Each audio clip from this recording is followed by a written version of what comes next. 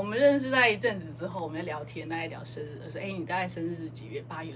8月。然后说：“你几号？”他说：“28。”我28，哇！编织圈可以找到同一天生日，真是同天生日哦！对，我们2个同一天生日，太神奇。那个牦牛是那个牧场，牦牛超可爱，手期待，太可爱了。我喜欢它的亮亮的布的材质，觉得特别。对啊，对啊，真的超好看，这真的超好看，而且我觉得它搭黑色好好看。紫光，对。盲盒这种东西其实就是pop mark，对 pop mark， 帮它缝衣服啊什么的，就是可以慢慢玩这样子。你看它的头是硬的，跟棒球一样。捏捏看，真的哎，我不晓得原来是这样的。看看这个人，你让你的新的工作室有稍微大一点吗？有，感觉有逛的那种 feel。原来就是只是站着看，对，现在可以走路。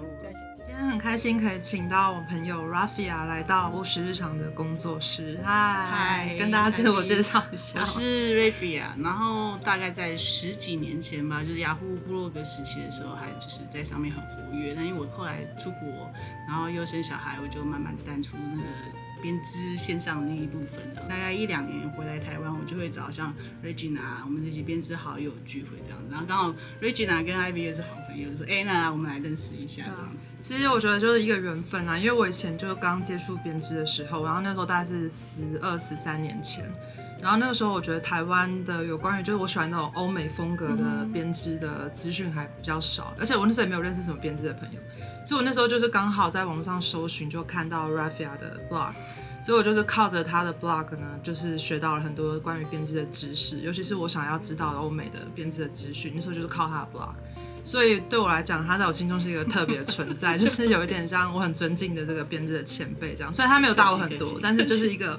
真的是一个编织的前辈，然后今天就是邀请他来到我的工作室。其实我是有点害羞的，你知道吗？我也很害羞，因为其实我们不是这样，我们前面也见过1、2次，我们甚至还带小朋友一起去滑冰。但是这是我第一次，就是让他看到就是专业的这一面。然后因为毕竟他是前辈，我觉得还是会有点小害羞的。我也很害羞，就有点见到偶像啊，好像要唱歌给偶像听的感觉，你知道那种客气那种感觉。对，你本人其实有点爱，我超级爱，我连讲电话都，我好怕接电话。就如果光看你的那个文字的话，会以为你就是好像很会讲话，但其实你本人比较偏害羞。对，就是因为比较不擅长讲话，所以我会把它尽量把它变文字化。跟我们分享一下你是怎么开始接触编织的？我在大概2011年左右，我老公就是因为常常要出差，然后他去荷兰就买了一角手工的线，然后它非常细非常细，然后我说我只会钩针，然后我不知道怎么做，然后我就上网查，就发现大家都用那种线去做那种棒针。我说好吧，那我就开始学棒针，然后一开始就是上网找资料、买书，然后自己这边研究开始做，对。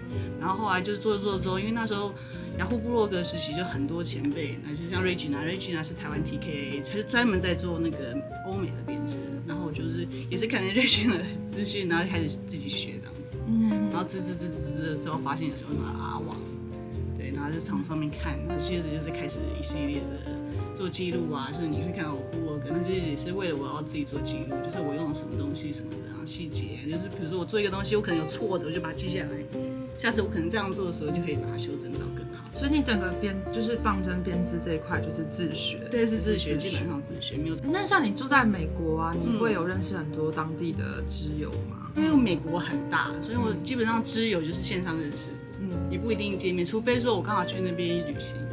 然后他会说，你要不要来我们家做客啊？或者是我们需要不要见个面？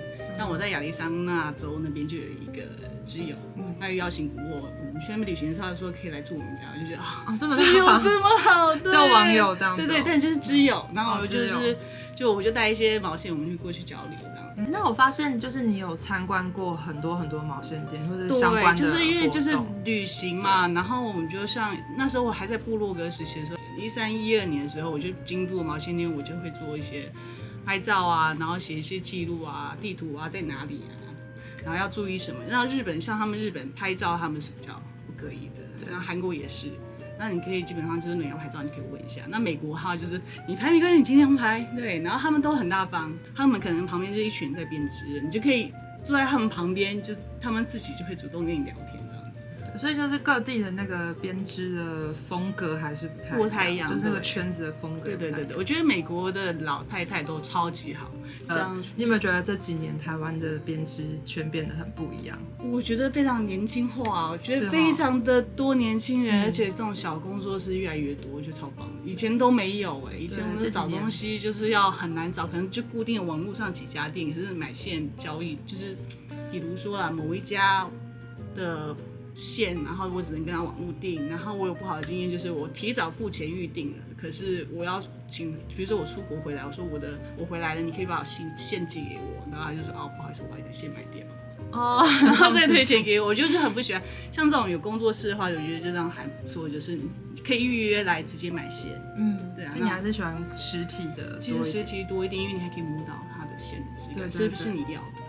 我发现你每次回来台湾，你都会带一些很特别的小东西回来。对，我非常。其实我印象很深刻，那时候我们还不认识，但是有在默默 follow 你的时候，然后我记得有一年你好像带了那个织布的小工具。对，他是做那个杯垫。然后那时候我就有跟你买了一个，我就觉得很好玩。那时候台湾完全没有那个东西，对，我就觉得非常非常有趣啊，因为就是然后你这次回来，你就也带了一些很特别的小东西给我们看。我也是去旅行的时候，然后去一家编织的店，然后就看就是柜台旁边就是这个小羊，然后就很可爱。我说那个有没有在卖啊？他说有，然后就顺手牵羊了，大概带了8只羊。然后给大家看一下这个小羊，它其实是个犬齿，它是捏它肚子的。你要找到它那个点，然后就收回去，超可爱的。那讲到这些 ，sorry， 有点卡到可乐。没事。那讲到这些可爱的东西，我今天也特别请 Raffia 帮我带她的编织包来跟我们分享，让我开箱一下，看看她的包包里有什么好玩的东西。就是我平常就是会，比如说朋友聚会啊，或者怎么样带的编织包。然后这编织包是那个MUDI的 MUUD， 那它要背着的时候，我觉得它也 OK。那你如果不背的话，它这些都可以拆式的，我就把它的线家里就是把它当做一个桶子、水桶，到处拎，到处放。它这个包很时尚就跟一般你去那种对精品店买的包，对我有时候就是质感是很相似的。我如果说平常逛街，我不要带编织包，这个包我也是自己就拎出去，因为它很好用，然后里面很多的小抽屉，我等一下最后再把它给你们看。然后这是我的工具包是第一个，啊，这里面是放小零件，反正很大一个目的，好可爱哦。对，它这样开，可以拿来放笔，我觉得很好用。然后这个小小包里面是非常多的东西，这个是记号圈，然后有一个那个 Coco Knit 的那种磁吸式的，就是比如说有时候缝线啊、缝针啊，或者是记号圈啊，需要临时的吸上去的时候就可以用。Coco Knit 有好多好有趣的东西。对，它有很多很有趣的东西，还有一个像是这个东西，小袋子，它是一个记号圈。对，然后是计数的吧？对，技术圈，然后它就可以吸在上面这样子，好方便哦。然后它就是可以一段一段，它有一个 lock， 就是可以上锁，然后就是你要用的时候就是这样子按。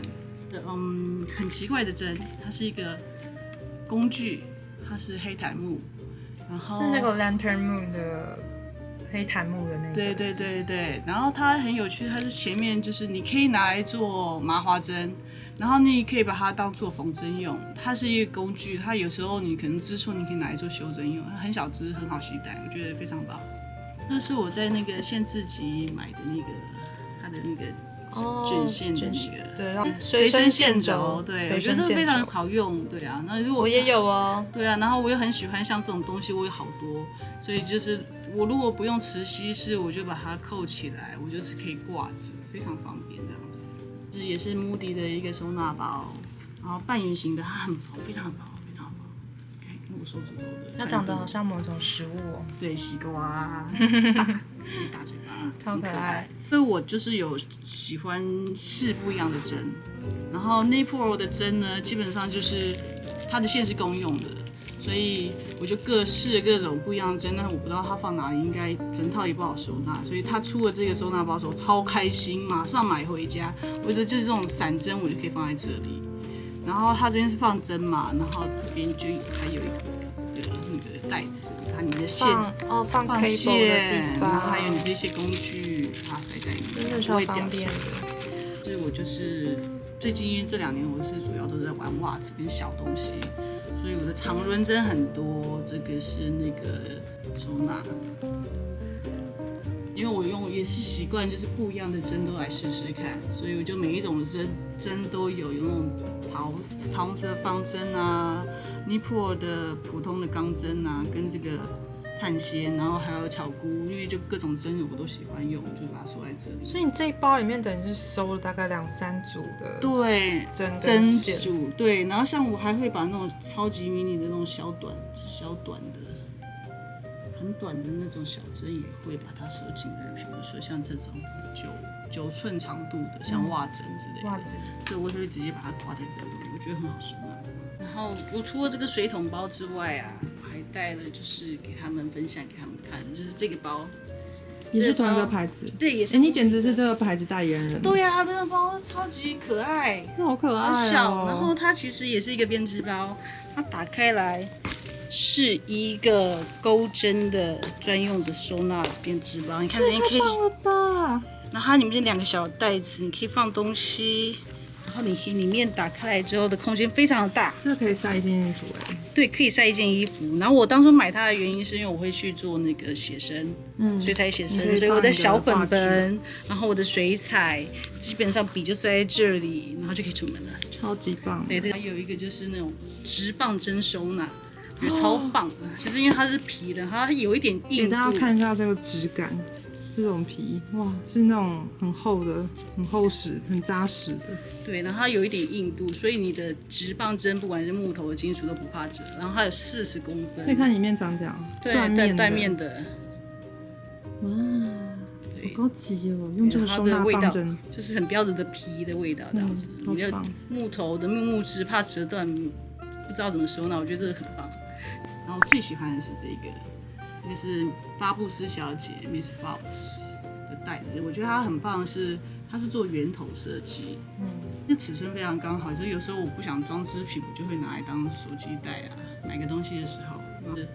Jimmy Bean 是我的送给我的那种编织袋，这个颜色好可爱哦。对，这个颜色很可爱。